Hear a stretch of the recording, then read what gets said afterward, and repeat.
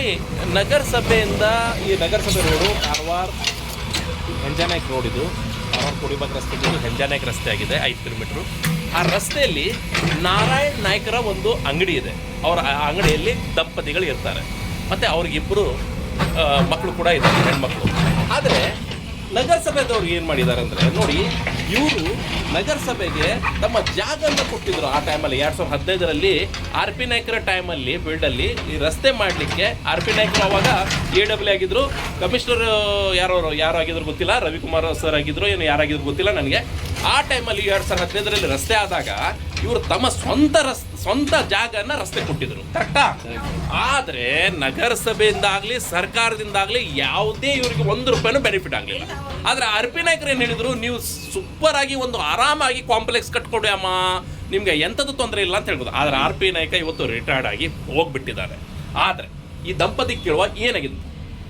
R P Naik ಅವರು ಬಂದ್ಕೊಂಡು cut ಮಾಡ್ಕೊಂಡು ಹೋದಾಗ ನಿಮ್ಮ ಹಿಂದೆ ಜಾಗ ಉಂಟು, ನೀವು ಮಾಡ್ಕೊಳ್ಳಿ ಅಂತ ಆವಾಗ ನಮ್ಮ ಹತ್ರ ಹೋಗ್ತಾ ಇಲ್ಲ. ನಮ್ಗೆ ಹೆಣ್ಣು ಮಕ್ಕಳು, ಅದರಲ್ಲೇ ನಾವು ಅವರು ವಿದ್ಯಾಭ್ಯಾಸ ಮಾಡ್ತಾರೆ, ಅದರಲ್ಲೇ ನಾವು ಜೀವನ ಮಾಡಬೇಕು. ಇದರಲ್ಲಿ ಈ ದಂಪತಿಗಳು ಹೆಂಗಿರ್ಬೇಕು, ಮಕ್ಕಳಿಗೆ ಹೆಂಗೆ ಸಾಕಬೇಕು, ನಾವು ಇದ್ದದ್ದು ಇಲ್ಲ ಸಾಯಿದ್ದೇ ಚಲೋ. ನೋಡಿ, ಈ ರೀತಿ ನಮ್ಮ ನಗರಸಭೆಯವರು, ಕಮಿಷನರ್ ಒಳ್ಳೆ ಇರ್ತಾರೆ, ಎಲ್ಲ ಸ್ಟಾಫ್ ಒಳ್ಳೆ ಇರೋದು, ಕೆಲಸ ಮಾಡ್ತಾ ಇದ್ದಾರೆ. ಆದರೆ ಪಾಪ ಈ ಸೀಟನ್ನು ಏನು ಮಾಡಿದ್ರೆ ಯಾವಾಗ ತಗೊಂಡು ಹೋಗುದು ನಮ್ಮ ಇದು ನೋಡಿ, ಫೆಬ್ರವರಿ ತಗೊಂಡು ಹೋಗಿದ್ದಾರೆ. ಆದ್ರೆ ಪಾಪ ಈ ದಂಪತಿಗಳು ಇನ್ನೂವರೆಗೆ ಏನು ಮಾಡ್ಕೊಳ್ಳಿಲ್ಲ. ಬೇರೆಯವರಾದ್ರೆ ಮಾಡ್ಕೊಳ್ತಿದ್ರು. ಆದರೆ ಇವ್ರು ಸತ್ಯಮೇವ ಜಯತೆ, ಸತ್ಯದಲ್ಲಿದ್ದಾರೆ. ನಗರಸಭೆ ಇವತ್ತಲ್ಲ ನಾಳೆ ನಮ್ಗೆ ನ್ಯಾಯ ಕೊಡ್ತದಂತ. ಆದರೆ ಟ್ಯಾಕ್ಸ್ ಎಲ್ಲ ಕಟ್ಟಿದ್ದಾರೆ. ಈ ಅಂಗಡಿ ಟ್ಯಾಕ್ಸ್ ಎಲ್ಲ ಕಟ್ಕೊಂಡ್ರು ಕೂಡ ನಗರಸಭೆ ಒಂದು ಹೆದರಿಕೆ, ನಗರಸಭೆಯವ್ರದ ಒಂದು ಹೆದರಿಕೆಯಿಂದ ಇವರು ಯಾವ್ದು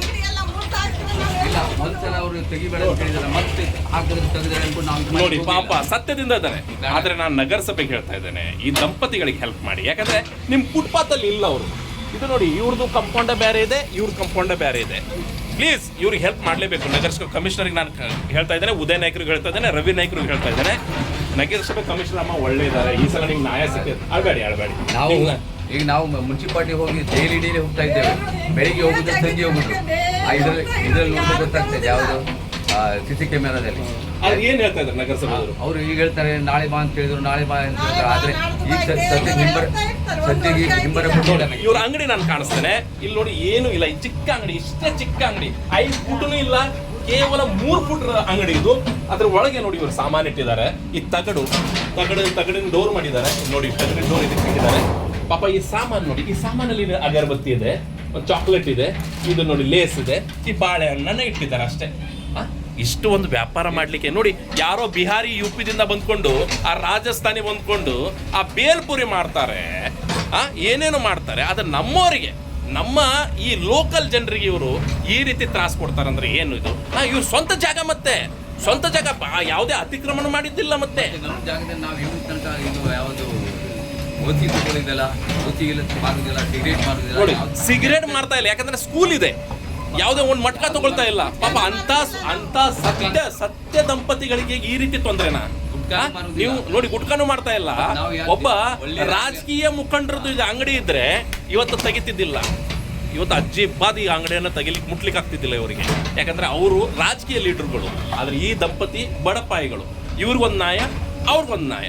ಅದಕ್ಕಾಗಿ ನಾನು ಹೇಳ್ತಾ ಇದ್ದೇನೆ, ಕಮಿಷನರ್ ಸಾಹೇಬರಿಗೆ, ನೀವು ನೋಡಿ ಒಳ್ಳೆ ಹೆಸರನ್ನು ತೊಗೊಂಡಿದ್ದೀರಿ ಕಾರವಾರದಲ್ಲಿ. ಖಂಡಿತವಾಗ್ಲೂ ಈ ಅಂಗಡಿಗೆ ನಾಳೆ ನೀವು ಪರ್ಮಿಷನ್ ಕೊಟ್ಕೊಂಡು ಈ ಸೀಟ್ ಹಾಕ್ಲಿಕ್ಕೆ, ನಾಳೆ ಮಳೆ ಬಂದರೆ ಪರಿಸ್ಥಿತಿ ಇವ್ರು ನೋಡಿ, ನಾಳೆ ತಾವು ಏನೂ ಮಾಡ್ಕೊಳ್ಳಿಕ್ಕೆ ರೆಡಿ ಇದ್ದೇವೆ ಅಂತ ಕೊಂಡು ಹೇಳ್ತಾರೆ. ಅದಕ್ಕಾಗಿ ಪ್ಲೀಸ್ ಈ ದಂಪತಿಗಳಿಗೆ ಮತ್ತು ಈ ಮಕ್ಕಳಿಗೆ, ಅವರು ಇಬ್ಬರು ಮುದ್ದಾದ ಮಕ್ಕಳಿಗೆ ವಿದ್ಯಾಭ್ಯಾಸದ ಸಲುವಾಗಿ ಇವರಿಗೆ ನೀವು ಖಂಡಿತವಾಗ್ಲೂ ಈ ಪರ್ಮಿಷನ್ ಕೊಟ್ಕೊಂಡು ಇವ್ರಿಗೆ ಯಾವುದೇ ರೀತಿಯ ಅನ್ಯಾಯ ಆಗದಂಗೆ ನಾಳೆ ಕಮಿಷನರ್ ಬರ್ತಾರಂತೆ. ಕಮಿಷನರ್ ನಾಳೆ ಬಂದ್ಕೊಂಡು ಈ ಸೀಟ್ ಹಾಕ್ಲಿಕ್ಕೆ ಅವ್ರಿಗೆ ಪರ್ಮಿಷನ್ ಮಾಡಿಕೊಡಿ ಸರ್. ಇಲ್ಲದೆ ಇದ್ದರೆ ನಾವು ನಗರಸಭೆ ಮುಂದೆ ಧರಣಿ ಕೊಡೋದು. Thank you very much.